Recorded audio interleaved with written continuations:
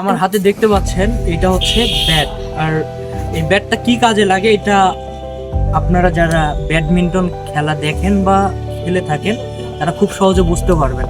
তো আমাদের বাংলাদেশ তথা পুরো বিশ্বে বিভিন্ন ধরনের খেলাধুলা রয়েছে, এক একজনের এক এক খেলা পছন্দ। আমারও ফুটবল, ক্রিকেট সব খেলাই ভালো লাগে, কিন্তু শীতকালীন সময়ে যে বেস্ট খেলা ব্যাডমিন্টন, এইটার উপরে কোনো খেলা নাই আমার ব্যক্তিগতভাবে মনে হয়। কেননা আমরা শীতকালীন সময়ে রাতের বেলা যখন আমাদের ঠান্ডা লাগে বা শীতের কারণে, প্রচণ্ড শীতের কারণে আমরা জাস্ট মজার ছলে বা শরীর গরম করার জন্য আমরা ব্যাডমিন্টন খেলা খেলে থাকি।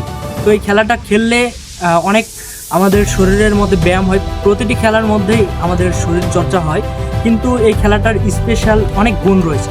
যদি আমি একটা উদাহরণ হিসেবে বলি বা একটা কারণ বলি আপনাদেরকে, সেটা হচ্ছে আমরা রাতের বেলা যখন অন্য কোনো খেলা যদি আমরা খেলতে যাই, ফুটবল বলেন বা ক্রিকেট, যেটাই আমরা খেলি না কেন আমাদের শরীরের মধ্যে ধুলাবালি লাগতে পারে, বাট এটা এমন এক ভদ্র খেলা যে আমাদের শরীরের মধ্যে কোনো ধুলাবালি লাগবে না। তো এই জন্য অনেক ভালো লাগে যে রাতের বেলা আমরা যে কোনো সময় যে কোনো জায়গাতে আমরা এই খেলাটা খেলতে পারি, বা যে কেউ খুব সহজে খেলতে পারে, তার শরীরের মধ্যে কোনো ধুলাবালি কিচ্ছু লাগবে না। তো অনেক ভালো লাগতেছে, হঠাৎ করে শীতের বেলা খেলতেছি। আপনারা কে কে শীতকালীন সময়ে, আর আরেকটা কথা বলি, আমাদের যে ক্রিকেট, ফুটবল, ভলিবল এই খেলাগুলো রয়েছে, ভলিবলের কথা বাদ দিলাম, ক্রিকেট, ফুটবল এই দুইটা খেলা কিন্তু শীত, গ্রীষ্ম, বর্ষা সব ঋতুতেই চলে। বাট এই যে এই ভলিবল এবং ব্যাডমিন্টন এই দুইটা খেলা কিন্তু শুধুমাত্র শীতকালেই সম্ভব। কেননা শীতকালে এই খেলার মাধ্যমে আমরা আমাদের শরীর গরম করি এবং আমাদের ঠান্ডা থেকে অনেকটাই সেফ থাকতে পারি।